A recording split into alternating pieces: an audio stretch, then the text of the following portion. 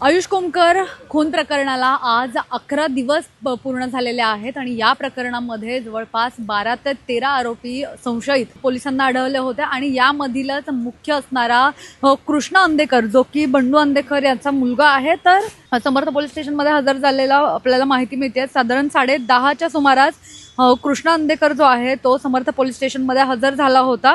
या संपूर्ण प्रकरणासंदर्भात काल सुद्धा एक पुणे सत्र न्यायालयामध्ये या संपूर्ण प्रकरणातले आरोपी जे आहेत त्यांना हजर करण्यात आलं होतं आणि यावेळी बंडू अंधेकर जे आहेत त्यांना सांगण्यात आलं होतं किंवा त्यांना अशी धमकी देण्यात आली होती की जर कृष्ण अंधेकर कुठे सापडला तर त्याला चकमकीत ठार करू असं जे आहे बंडू अंधेकर यांनी काल पुणे सत्र न्यायालयासमोर सांगितलं होतं। आणि त्यानंतर आज सकाळी 10:30च्या सुमारास पुण्यातील समर्थ पोलीस स्टेशन जे आहे या समर्थ पोलीस स्टेशनमध्ये कृष्ण अंधेकर हजर झाला होता अशी माहिती मिळते आणि आता ताबा जो आहे तो पुणे क्राईम ब्रांचने घेतलेला आहे।